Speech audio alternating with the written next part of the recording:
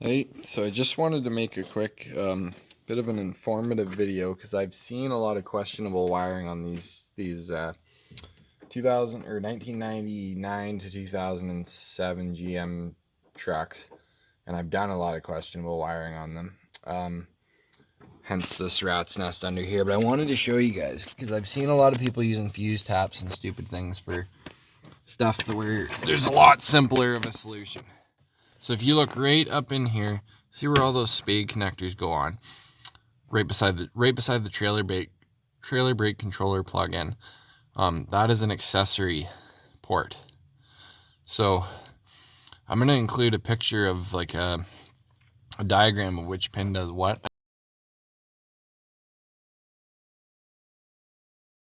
I know the bottom one is ground, and those top three, the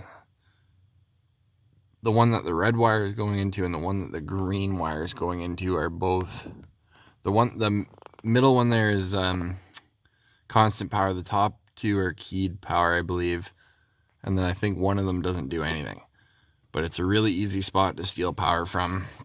You don't need to use the actual buy the proper plug from GM. What I did was took those spade connectors and just kind of bent them a little bit with a pair of pliers to fit into the thing, and it's a much easier way to get power for your accessories or whatever. Like the green wire is the remote for my sub, the white wire runs my little voltage gauge right here, and the black wire is the ground for the CB radio, red's CB radio.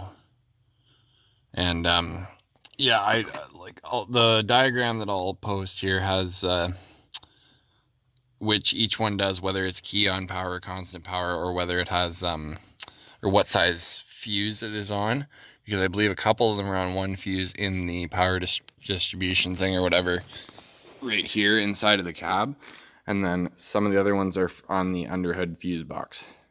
I believe the higher amp ones, I think there's a 30 amp power pin in there, which I believe comes from the under the hood fuse box. It's a separate circuit. But just kind of a quick thing, like I've seen, like I know this truck, when I bought it, it had some sort of lights in the back seat similar to what I now currently have in this truck. So I have the red lights, and it had a different red light under the back seat here, but it was tied into the fucking blower fan with wire nuts, which I thought was just the dumbest thing I've ever seen. Why would you, of all the places you could steal power from? And it was ran to a switch. It was tied into the blower fan, ran to this switch, and then ran through under the floor mat, or under the rubber floor, into the back seat and running those lights, which didn't make a whole lot of sense to me.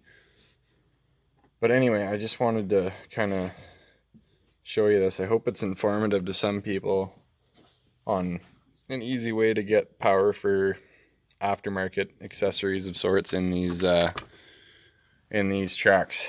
Thanks for watching.